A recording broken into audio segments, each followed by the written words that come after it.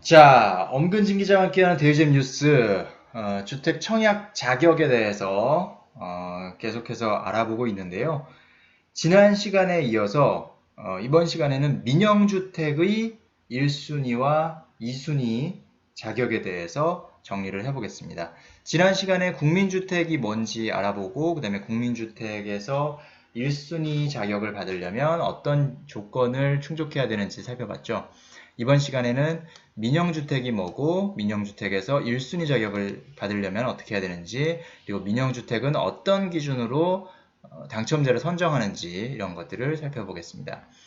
자, 살짝 복습해보면 국민주택이 아닌 주택이 민영주택이고요. 국민주택은 국가나 지방자치단체, LH, 지방공사가 건설하는 주거 전용 면적 85제곱미터 이하의 주택을 말합니다. 이게 아니면 다 민영주택이다. 얘네가 꼭 공급을 안 하더라도 국가나 지방자치단체의 재정 또는 주택도시기금을 지원받아 건설 개량하는 주거 전용 면적 85제곱미터 이하의 주택도 역시 국민주택으로 본다. 얘를 제외한 것은 다 민영주택이다. 다만 읍면지역에서는 주거 전용 면적 기준이 100제곱미터 이하다. 얘네를 제외한 게 다 민영주택이다 라고 보시면 됩니다. 거의 뭐 요즘 분양하는 것들은 대부분 민영주택이다. 이렇게 보시면 그게 더 쉬우실 겁니다. 자, 그럼 민영주택의 1순위는 어떻게 따지는지, 역시 이것도 국민주택과 마찬가지로 수도권 외에 투기과열지구 또는 청약과열지역, 위축지역 이렇게 4가지 지역으로 나눠서 살펴볼 수가 있겠습니다. 자, 수도권에서는 주택청약종합저축 가입 1년이 경과하고 이 수도권에서 가입 기간은 똑같죠. 네, 가입 기간은 국민주택과 똑같습니다. 그런데 뒤에서는 횟수가 아니라 예치 기준 금액을 납입한 자라는 기준이 있습니다. 그리고 공공주택지구에서 주택을 공급하는 경우에는 2주택 이상을 소유한 세대에 속한 자가 아닐 것이라고 나와 있습니다. 이 부분이 조금 차이가 나죠. 그러니까 일단 청약저축의 그 가입 기간은 동일하게 1년인데 수도권에서요. 그런데 차이가 나는 것은 납입 횟수, 그러니까 월 납입금을 몇 회를 납입했느냐 그런 기준은 없고요. 예치 기준 금액을 납입한 자라고 되어 있습니다. 민영주택의 청약 예치 기준 금액은요.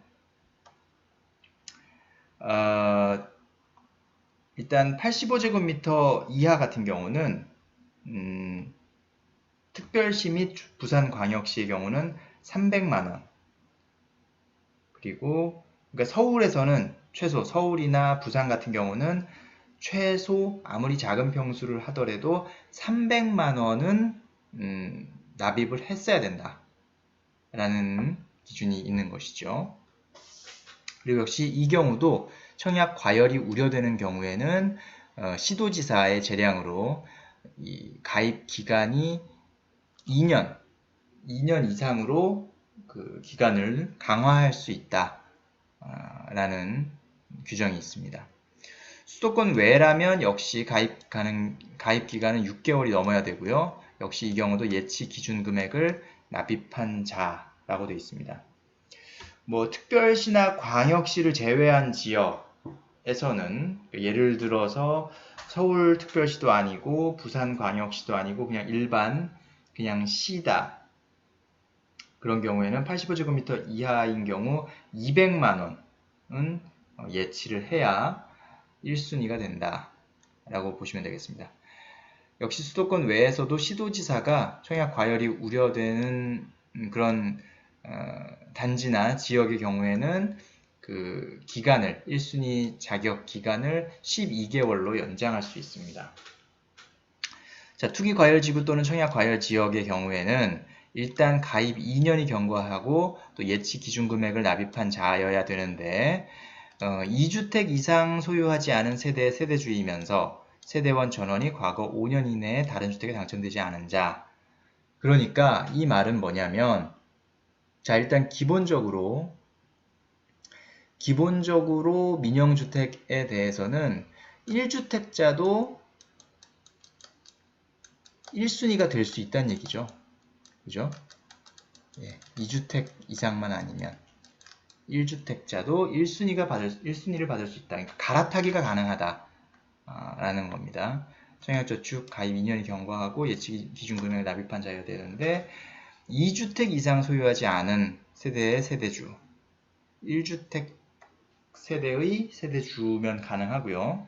또 세대원 전원이 과거 5년 이내에 다른 주택에 당첨되지 않은 자여야 합니다.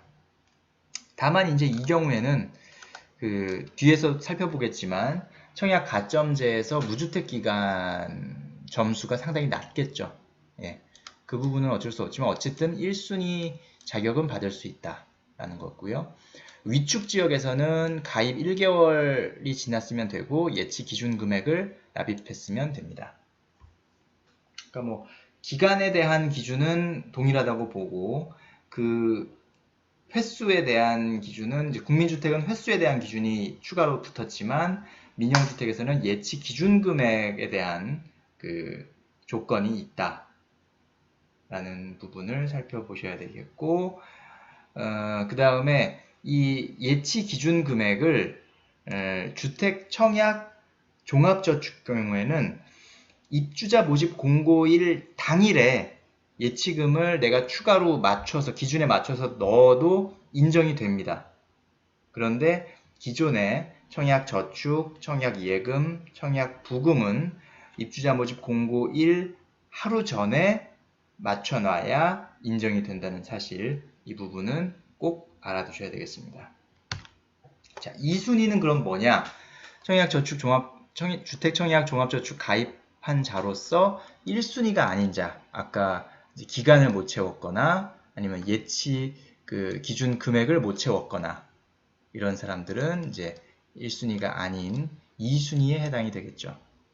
그리고 앞에서 과거 5년 내에 그 당첨 사실이 없는 자라는 기준이 있었죠.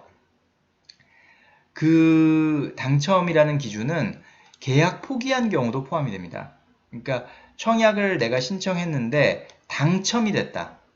근데 당첨이 되고 나서 실제 계약을 안 하고 계약을 포기했다고 하더라도 그럼 실제적으로 나는 계약 포기했으니까 당첨된 게 아니지 않느냐라고 주장할 수 있겠지만 그거는 이제 그 사람의 주장일 뿐이고요. 실제로는 당첨된 이후에 이제 그걸 선택한 것이기 때문에 계약을 포기한 것이기 때문에 이 경우도 당첨된 걸로 보고 당첨일로부터 5년 동안은 규제 지역에서는 1순위 청약이 불가능합니다. 2순위 청약만 가능합니다. 규제 지역에서는. 그러니까 뭐 아까 투기 과열지구나 청약 과열지역 그런 지역에서는 1순위는 안 되는 거고요. 5년 안에는. 그냥 수도권, 수도권 외, 그 다음에 위축 지역 이런 데서는 뭐 당첨 사실이 있었어도 역시 1순위를 받을 수가 있습니다. 자, 그러면 당첨에는 어떤 게 있냐? 그러니까 일반적으로 우리가 아는 청약에서 당첨된 케이스도 있겠지만 정비조합 관리처분계획 인가일 당시 입주 대상자로 확정됐거나 지역주택조합 사업계획 인가일 당시에 입주 대상자로 확정된 자, 그러니까 재정비 사업에서 재건축이나 지역주택조합 사업에서 그 입주 대상자로 확정된 그런 사람들도 그 입주 대상자로 확정되는 그 상황 자체를 이제 주택 청약에서 당첨된 것과 동일하게 보기 때문에 이런 분들도 역시 이 민영주택에서는 5년 내에 이런 사실이 있으면 1순위는 받을 수 없다. 근데 만약에 이걸 내가 잘 모르고 그냥 1순위로 신청해서 됐다. 그럼 나중에 이제 부적격자로 분류가 돼서 입주를 할 수가 없게 되는 그런 상황이 이제 발생하게 됩니다. 자, 그럼 민영주택의 입주자 선정은 어떤 식으로 되냐? 역시 마찬가지입니다. 청약 순위에 따라서 선정하게 되고요. 1순위가 미달될 때만 2순위 입주자를 선정하게 됩니다. 1순위 안에서 경쟁이 있을 때는 가점 및 추첨제로 입주자를 선정하게 됩니다. 청약 가점제가 여기서 이제 적용이 되게 되고요. 일부 물량은 추첨제로도 당첨자를 선정합니다. 2순위는 이제 무조건 추첨 방식으로 선정하게 되고요. 자, 그럼 여기서 선정에서 가점제와 추첨제의 비율도 면적에 따라 달라지는데요. 85제곱미터 이하의 경우에는 투기 과열지구에서는 100% 가점제입니다. 추첨제로는 기회가 없고요. 청약 과열지역에서는 가점제 75%, 추첨제 25%. 그러니까 가점제의 비중이 상당히 높죠. 이런 규제 지역에서는. 그리고 수도권 내 공공주택지구도 역시 가점제가 100%입니다. 추첨제는 없죠. 그리고 그 외 주택일 경우에는 가점제가 40%, 그리고 추첨제가 60%에서 100%까지. 그러니까 요거는 이제 시장이 조정이 가능한데 최대 40%, 0%에서 40%, 그다음에 아니면 그냥 추첨제로 60에서 100%까지도 가능하다. 요 지역이 아닌, 규제 지역이 아닌 곳에서는 이렇게 돼 있고요. 85제곱미터 초과 물량에 대해서는 투기과열지구에서는 50%, 50% 반반이고요. 청약 과열지역에서는 가점제가 30, 추첨제가 70, 오히려 추첨제가 물량이 많네요. 그리고 수도권의 공공주택지구에서는 가점제 50, 추첨제 50. 그런데 시장 등이 가점제 물량을 좀 낮출 수도 있습니다.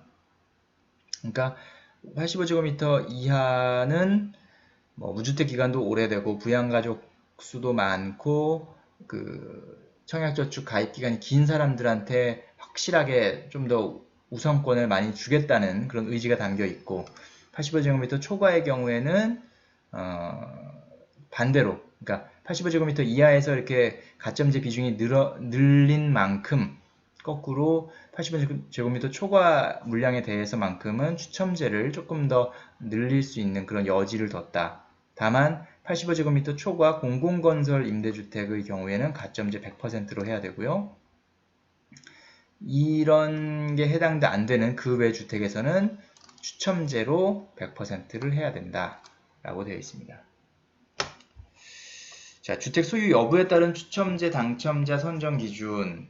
대상주택은 투기과열지구나 청약과열지역, 수도권 및 광역시에서 공급하는 민영주택 1순위. 단 가점제 100%를 적용하여 입주자를 선정하는 주택은 제외되는데요. 어쨌든 이런 규제지역이나 수도권 광역시에서 공급하는 민영주택 1순위 같은 경우는 1순위에서 추첨제를 적용하는 주택수보다 추첨 대상자가 많을 경우 다음의 순서에 따라 입주자를 선정한다.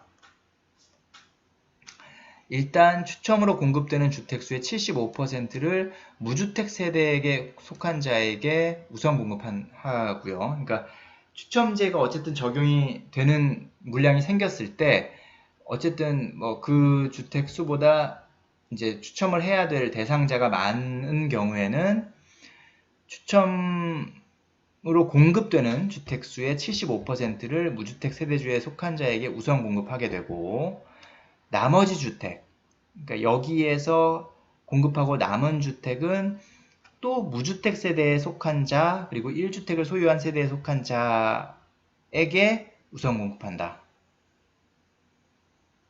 그러니까 무주택 세대한테는 한 번 더 또 똑같은 기회를 주고요. 자, 그 다음에 또 앞에서 공급하고 남은 주택은 그 외 주택 소유자에게 공급한다. 그렇게 위에서 남아야만 다른 주택, 그러니까 1주택 소유자 같은 경우는 기존 소유주택을 처분하는 조건을 승낙한 자한테만 2번에서 기회를 주는데, 여기서 승낙을 안 한 사람은 2번에서 이제 주인을 못 찾았을 경우에만 3번에서 기회를 주게 되고요. 또 분양권을 소유한 사람도 3번에서만 공급 기회를 갖게 된다. 그러니까 무주택 세대가 상당히 유리하다. 그리고 1주택 중에서도 기존 주택을 처분하기로 약속한 사람 또는 분양권이 아닌 진짜 그냥 1주택을 소유한 사람이 그나마 조금 먼저 받을 수 있다라는 이야기입니다. 자, 이번 시간에는 민영주택의 1순위, 그리고 2순위 구분, 그리고 1순위에서 어떻게 입주자를 선정하는지에 대한 내용들을 살펴봤습니다. 엄근진 기자와 함께하는 대우집 뉴스. 자, 주택 청약과 관련된 이야기들을 지금 계속 하고 있는데요. 지금 당장 나한테 적용이 안 되더라도 이 부분은 꼭 알고 계셔야 어떤 기회가 생겼을 때, 분양 물량이 나왔을 때, 청약 기회가 생겼을 때 본인이 후회하지 않고 1순위 자격 만들어 놓고 유리한 상황 만들어 놓고 청약에 임하면 당첨 확률이 훨씬 높다는 거, 그리고 그 가능성에 대해서 미리 내가 확인하고 들어가면 마음고생도 좀 덜 할 수 있겠죠. 그래서 그런 부분들을 미리미리 좀 공부해 놓자는 취지에서 국민주택 그리고 민영주택 1순위와 2순위 구분을 해봤고, 그 다음에 선정 과정들을 다시 한번 정리를 해봤습니다. 감사합니다.